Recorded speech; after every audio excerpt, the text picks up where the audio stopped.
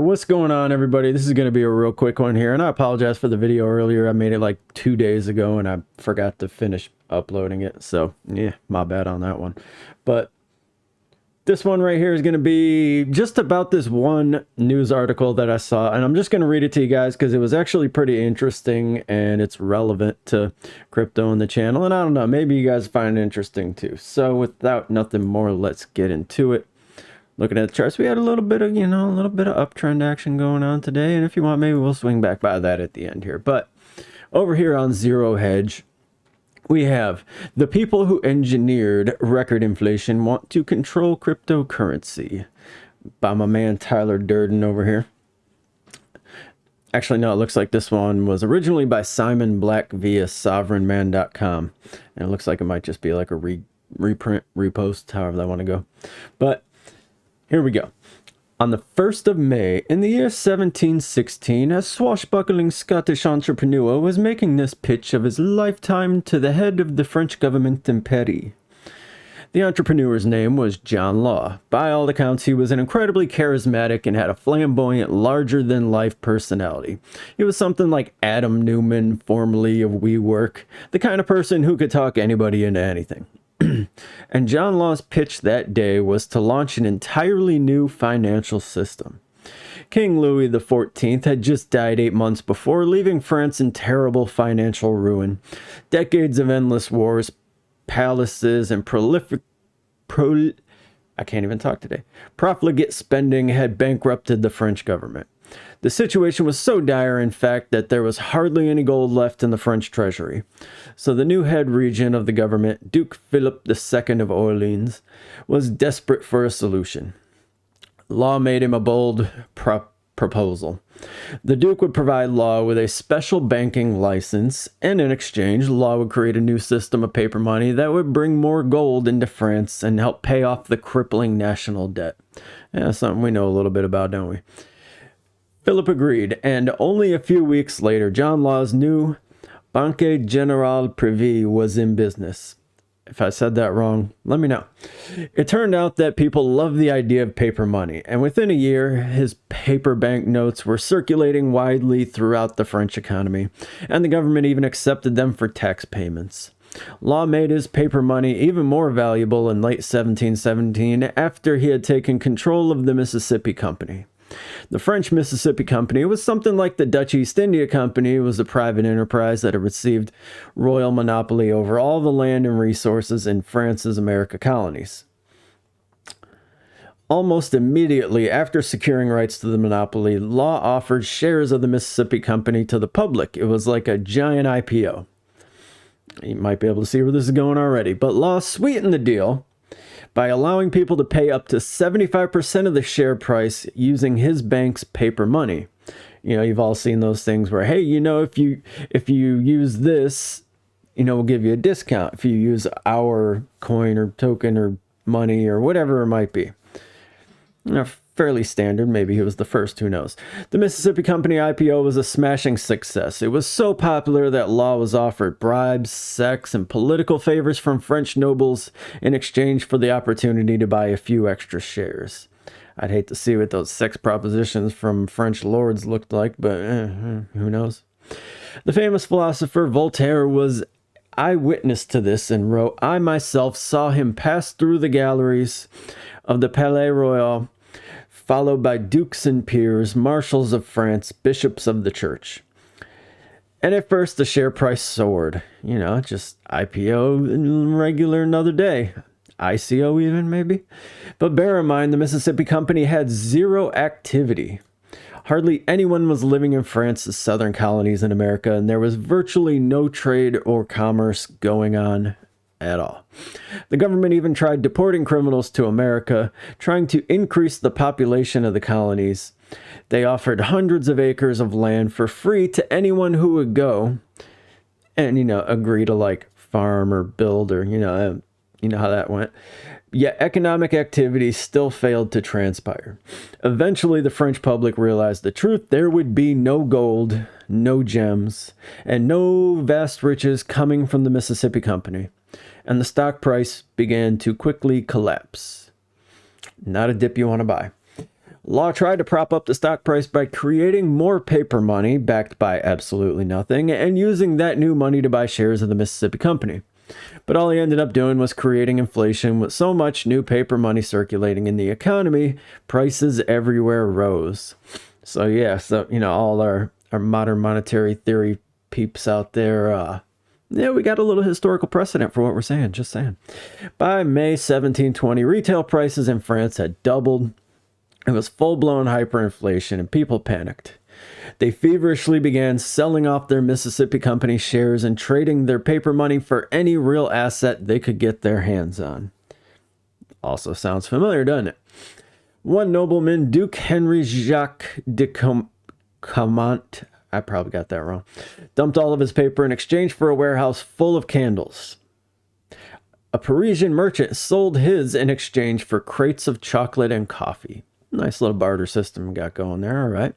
This is one of many examples of history showing that real assets tend to do well in times of inflation. Yeah, I mean, if the money's worth less, the prices of everything goes up. So if you're buying said things, the price of those things is going up. Seems pretty straightforward, doesn't it? At the peak of all this insanity, if you can even believe it, the French government made John Law its comptroller general. Par for the course, I'm sure. I mean, we still do it. In other words, the guy who created the biggest financial bubble in French history was put in charge of government finances. A tale as old as time, I'm telling you. I couldn't help but think of this story when I watched a group of central bankers talking about cryptocurrency at a conference in Paris last week. Among others, the heads of the U.S. Federal Reserve and the European Central Bank participated in a panel discussion that, for anyone who actually understands crypto, can only be described as hilarious. Naturally, they started with the old anti-crypto tropes, talking about the lack of transparency and how criminals use crypto. These are completely laughable points. Criminals use iPhones, American Express, and JP Morgan Chase as well. Should we cancel those too? You won't hear me complain. And as for crypto's lack of transparency, the opposite is true. Every Bitcoin transaction is traceable on the blockchain for the entire world to see. Yes, you can have some anonymity, but that's not what we're talking about when we say transparency. But when they say transparency, that's what they're talking about. They want to track and trace and know exactly who had it, where they spent it, what they got with it, whole 9 yards. Yet with every passing sentence, these bankers demonstrated that they know absolutely nothing about crypto and quite possibly banking too. I would have said as well, but okay. At one point, they slammed stablecoins that didn't have a one-to-one backing. Stablecoins are specialized tokens that represent, for example, $1 per token, so there is supposed to be at least $1 in reserve for every token in circulation. Lately, there have been a handful of high-profile stablecoins that didn't have sufficient reserves, so their criticism is somewhat fair. But this leads to an obvious question. Yes, it does. If a 1-to-1 reserve standard for stablecoins is so critical, why don't we demand the same of our banking system? Indeed. Central banks are among the most prominent regulators in banking, and they have completely condoned a fractional reserve system whereby commercial banks are only required to keep 10% or less in reserve. And it's actually been less for a little while now.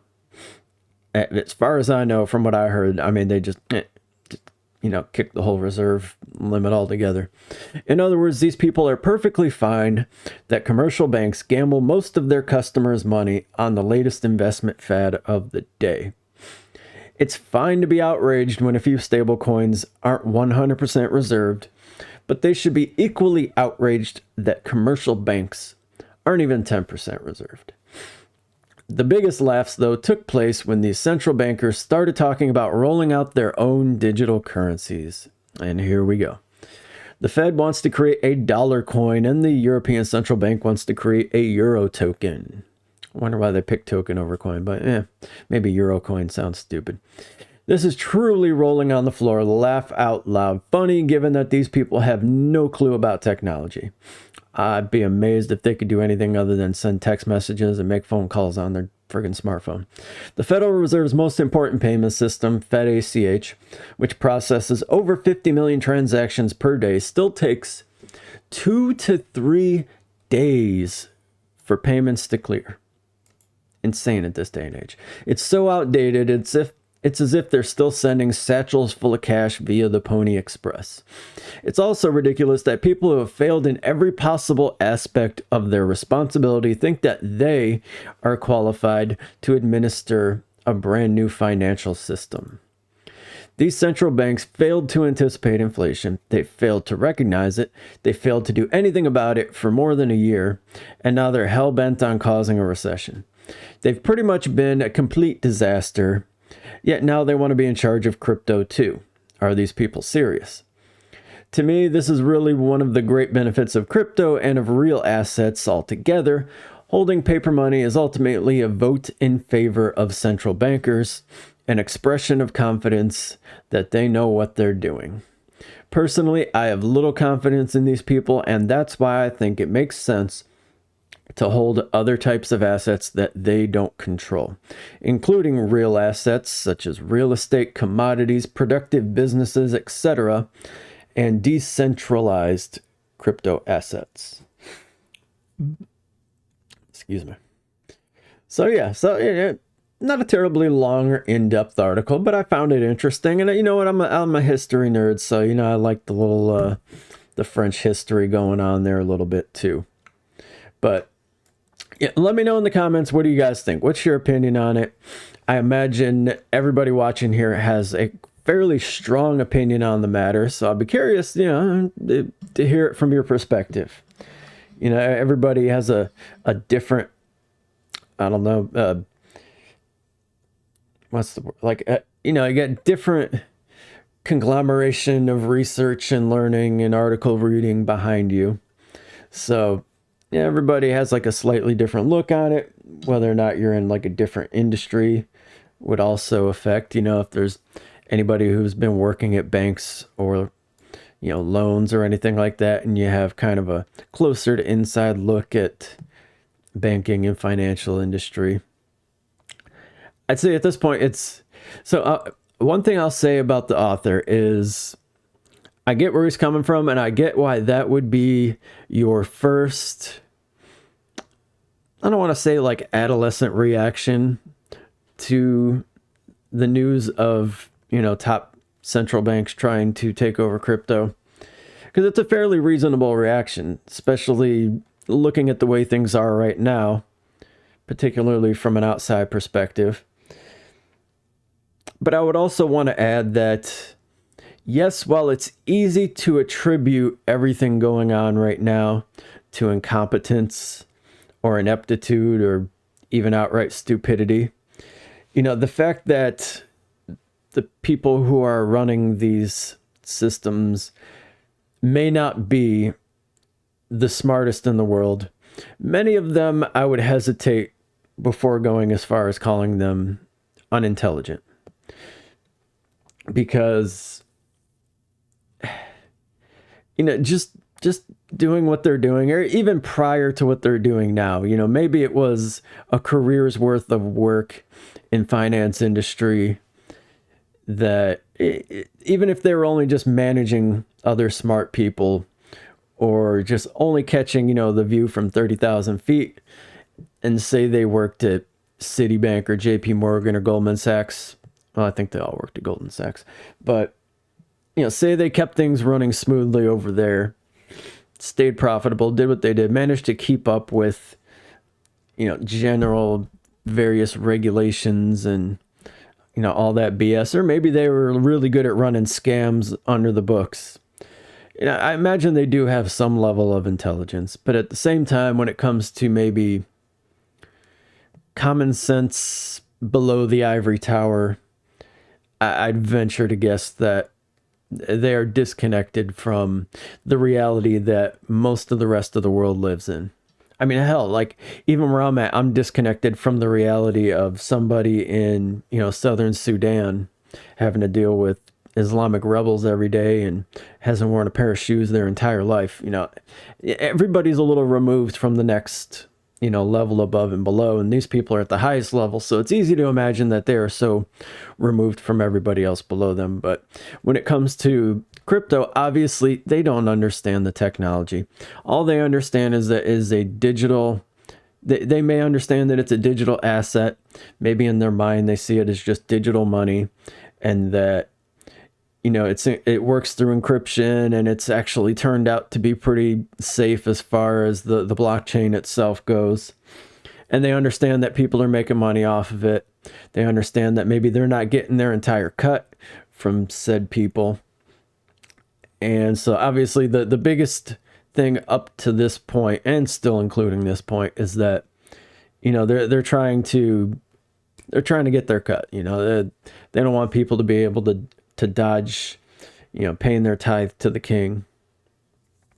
So that's a big one. But at the same time, I could see the thought process. They went through, well, maybe we should just have our own. I mean, we're central banks. We could do whatever the F we want. And, they've been wanting to go to a digital currency for a while now. And they may see, okay, well, this might actually be the best way to do it. Like, these people may have handed us what we're looking for.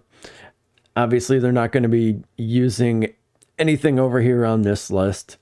Nothing on coin market cap. They're never going to use Bitcoin as like a world reserve currency. It's just, no, the current system in people never going to happen.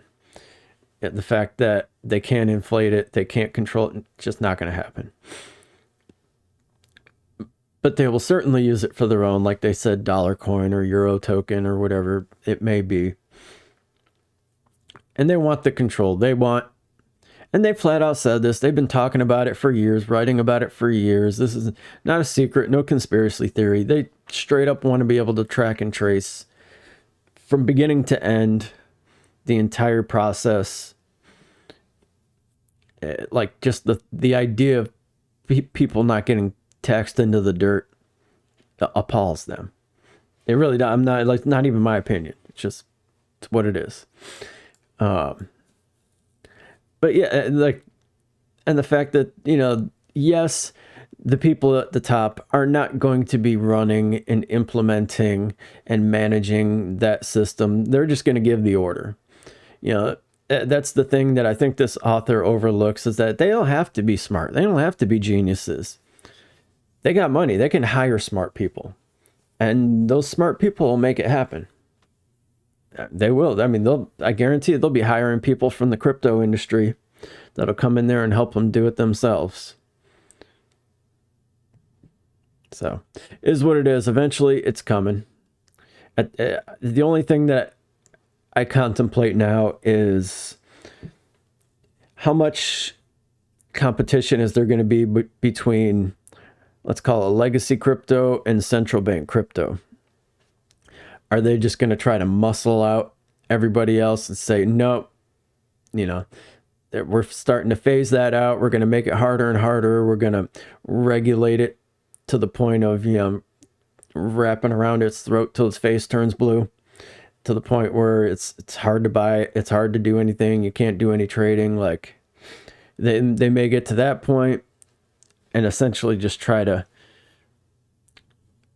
not necessarily force everybody over to theirs, but like the first thing they do with anything that they don't want people having is they make it prohibitively difficult and expensive. Tax stamps, registries, waiting periods, all that kind of thing that they do with other stuff. And I imagine they're just going to make it harder and harder to trade crypto, to the point where, most regular retail people and most normies don't want to deal with all that. I mean, you already got to have a little bit of a learning curve as it is. And they're going to make it real easy to get on the Fed token or the dollar coin or whatever. Because it's essentially, it's going to phase out cash. And everybody's already used to using debit card, credit card, ACH transfers, Venmo, all that stuff. So it's going to be nothing for most people to switch over, and probably not even going to notice, not going to care. You know, all they care about is the paycheck showing up in their account? Is Grubhub dropping off the food? Yeah. Can they pay the bills and feed the kids? Yeah, most people aren't going to care. So it's going to happen. At this point, I say the best use of energy is just going to be making sure that we can continue doing what we're doing. That at least crypto remains as free as it can, which, you know, that's all going to center around exchanges. So as long as we can buy it, sell it, and move it, it's all good. People will figure out the rest. I mean, we're still in the early stages. You know, they're already working on decentralized derivatives exchanges and all that stuff. So I have a little bit of hope, at least. But I also know that, you know, they're going to be cracking down, and it's going to be a fight. But we gonna be all right. So yeah, that's about it. That's where I'm at. My bad. I should have been flipping through the chart. I'm over here ranting. Yeah. A wee little less. A wee little pump there. RSI getting close to the top. Yeah, VWAP still, you know, not terribly far above the zero, so it's got potential. Yeah, I'm almost thinking maybe up to the spider line at least. You know, money flow still increasing, momentum still working its way up. We may see, you know, it's kind of what I'm looking for, is if we hit this spider line and we get some bearish divergence, I shall definitely be going in on that. Gonna have to watch what the money flow does, but that will be the kingmaker right there. Look at this. We already got a little bit of a decline here on the money flow. Potentially a little double top action, but again, I'm kind of expecting at some point over the tonight for this to probably get up there to that spider line. You know, we got a little room here. Definitely got a little room here. As a matter of fact, look at this, kind of interesting. Which one do we pick? Let's split the middle.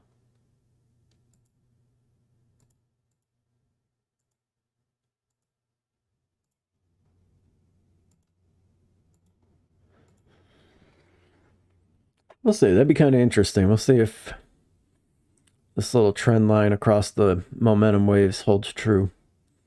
I don't know if it will, but it might be close. It might be close. Yeah, I've been we're losing a little bit on the VWAP right here. A little bearish divergence on the VWAP. I mean, really, shit, more than anything, it's kind of squeezing. Which coming up on midnight, yeah, that tends to happen. But that is where we're at, and let me know what you guys think. And I haven't really been doing too much of the crypto news stuff or anything lately. A lot of people aren't even watching, or weren't even watching, so I just, whatever. There's a fucking 100 crypto news channels out there, but this one was interesting. A little bit of history, a little bit of current events, a little bit of discussion. Let me know. Otherwise, have a fantastic day, and go check out the last video. It's actually a little tutorial where I was talking about using the templates on the drawing tools. Super useful, very helpful. Check it out. I'll see y'all later.